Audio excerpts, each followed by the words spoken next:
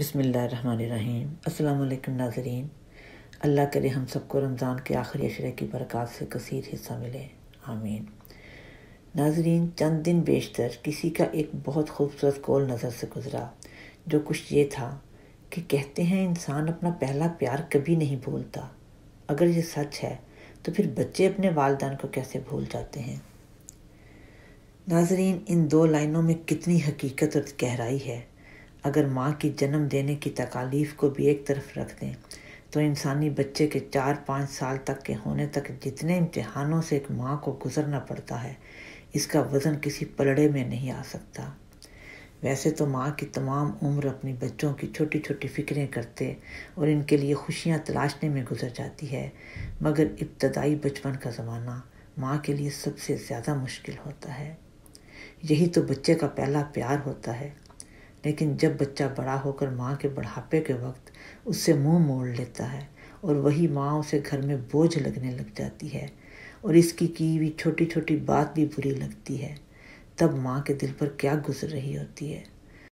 مگر ماں کا سمندر دل اپنے بچے کے لیے ہر دم خیر کی دعا ہی مانگتا رہتا ہے۔ ناظرین، سچ تو یہ ہے کہ اس دنیا میں خدا، رسول اور اپنے ایمان کے بعد سب سے خوبصورت لفظ ماں ہے۔ لفظ ممتا کی اجزائے ترکیبی میں صرف بایولوجیکل تعلق کے رشتے کی کسک ہی نہیں، بلکہ محبت کی حلاوت، شفقت کی نرمی اور تحفظ کے بندھن کا ایک مسلسل احساس ہے۔ جنم دینے کے وقت سے لے کر قبر میں جانے تک ماں اپنی اولاد کے لیے ویسا ہی احساس اور جذبہ رکھتی ہے جیسا کہ پہلے دن اسے محسوس کیا تھا۔ ماں وہ ہستی ہے جس کے متعلق ٹیپو سلطان جیسے شیر دل فاتح نے کہا تھا کہ ماں کے بغیر گھر قبرستان ہے۔ ناظرین، کبھی ہم نے سنا ہے کہ کسی نے گر کر یا چوٹ کھا کر ہائے ابا کہا ہو؟ نہیں نا۔ یہی تو انسان کی جبلت ہے، بچے سے لے کر بڑے تک اپنے رب کے بعد منہ سے تکلیف کے وقت ماں کا لفظ ہی نکالتا ہے۔ ناظرین، آج دنیا میں ماں کا دن منایا جا رہا ہے۔ یاد رہے، ماں کی سالگرہ نہیں، ماں کے وجود کا احساس دلوں میں تازہ رکھنے کے لیے شاید ایک دن کو ماں کے نام کیا گیا ہے۔ لیکن اگر کسی نے اسے بدعت نہیں بنایا یا محض اس دن کے لیے سال بھر اپنی ماں کی پرواہ ہی نہیں کی کہ جب عالمی دن کی تاریخ آئے گی ہم بھی ماں کو تحفہ بھیج دیں گے، بلکہ وہ سال کے ہر دن کو ماں کا دن سمجھتا ہے اور آج کے دن بھی ماں کو یاد رکھ رہا ہے، پھر تو واقعی جنت کما رہا ہے۔ لیکن اگر کسی نے محض عالمی دن کا انتظار کرنا اور ماں کو کارڈ اور تحفہ بھیجنا ہے تو پھر تو یہ دن منانے کی رسم ختم ہونی چاہیے، کیونکہ ماں جیسا قیمتی اثاثہ اس لیے نہیں کہ اس کے وجود کو ایسے منایا جائے۔ اگر دنیا والوں کو نہیں معلوم تو ہم آپ کو بتاتے ہیں کہ ماں کتنی قیمتی ہستی ہے اور اس کو کس اعزاز سے منایا جانا چاہیے، کیسا شاہانہ پروٹوکول اور VIP ٹریٹمنٹ اسے ملنا چاہیے۔ قرآن پاک میں اللہ تعالیٰ فرماتا ہے، اگر ماں باپ میں سے کسی ایک کو پاؤ تو اس کی خدمت کرو اور اس کی کسی بات پر اف تک نہ کرو اور نہ کسی بات پر چھڑکو، ان سے عزت سے بات کرو اور ان کے سامنے انکساری سے اپنے پر جھکا دو۔ ناظرین، سال بھر میں ایک دن ماں کے نام کرنا اجتماعی یا عالمی طور پر تو مناسب ہوگا، ہو سکتا ہے ایک دن چننے کا مطلب بھولی بھٹکی اولاد کو ماں کا وجود یاد دلانے کی ترغیب دینا ہو، یا ہو سکتا ہے یہ آئیڈیا پیش کرنے والے کی نیت تو ٹھیک ہو، لیکن دنیاوی آئیڈیاز پیش کرنے اور پروان چڑھانے والوں کو اگر اسلام میں ماں کی حیثیت اور حضور صلی اللہ علیہ وآلہ وسلم کی ماں کے متعلق قیمتی نصائح اور ان کا پاک عمل کا علم ہوتا تو شاید پھر ایک نہیں، ایک سال میں درجنوں دن منانے کا تصور پیش کیا جاتا۔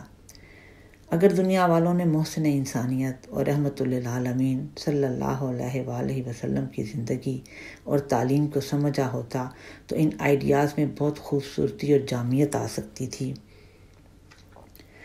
حضور صلی اللہ علیہ وآلہ وسلم کا اپنا یہ حال تھا کہ اپنی ماں کا تو زمانہ بہت ہی مختصر پایا، کچھ یاد ہی نہیں ہوگا، مگر جب ان کی رضائی والدہ ملنے آتیں تو حضور صلی اللہ علیہ وآلہ وسلم میری ماں کہہ کر اپنی چادر ان کے لیے بچھا دیتے۔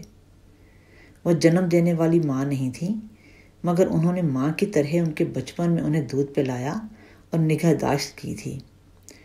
ایک مرتبہ حضرت حلیمہ سعدیہ مکہ میں آئیں اور حضور صلی اللہ علیہ وآلہ وسلم سے مل کر قحط اور مویشیوں کی ہلاکت کا ذکر کیا۔ حضور صلی اللہ علیہ وآلہ وسلم نے حضرت خدیجہ رضی اللہ تعالی عنہا سے مشورہ کیا اور اپنی رضائی والدہ کو 40 بکریاں اور 1 اونٹ مال سے لدا ہوا دیا۔ ناظرین، ماں کی بے لوث قربانی کا یہی نقشہ اسلام نے سکھایا ہے کہ تمہاری بیماری اور بے چینی میں تمہاری ماں نے بے چینی اور کرب کی راتیں گزاریں، اپنی نیندوں کو قربان کیا، تمہاری گندگیوں کو صاف کیا۔ غرض کہ کون سی خدمت اور قربانی ہے جو تمہاری ماں نے تمہارے لیے نہیں کی؟ اس لیے آج جب ان کو تمہاری مدد کی ضرورت ہے تو تم منہ پرے کر کے گزر نہ جاؤ، اپنی دنیا الگ نہ بناؤ، اور یہ نہ ہو کہ تم ان کی فکر تک نہ کرو، اور اگر وہ اپنی ضرورت کے لیے تمہیں کہیں تو تم انہیں جھڑکنے نہ لگ جاؤ۔ فرمایا نہیں، بلکہ وہ وقت یاد کرو جب تمہاری ماں نے تکالیف اٹھا کر تمہاری پیدائش کے تمام مراحل طے کیے، پھر جب تم کسی قسم کی کوئی طاقت نہ رکھتے تھے، تمہیں پالا پوسا، تمہاری جائز اور ناجائز ضروریات کو پورا کیا، اور آج اگر وہ ایسی عمر کو پہنچ گئے ہیں تو تم اپنا فرض نبھاؤ اور اپنی ماں کو اس کی ممتا کے شایان شان عزت دو۔ اللہ کرے کہ ہماری اولادیں ہماری آنکھوں کی ٹھنڈک بنے اور کسی ماں کو اپنی اولاد سے دکھ نہ پہنچے۔ ناظرین، اس کے ساتھ ہی ہم اپنی ویڈیو ختم کرتے ہیں۔ ہمیں بھی اپنی دعاؤں میں یاد رکھیے گا۔ خدا حافظ۔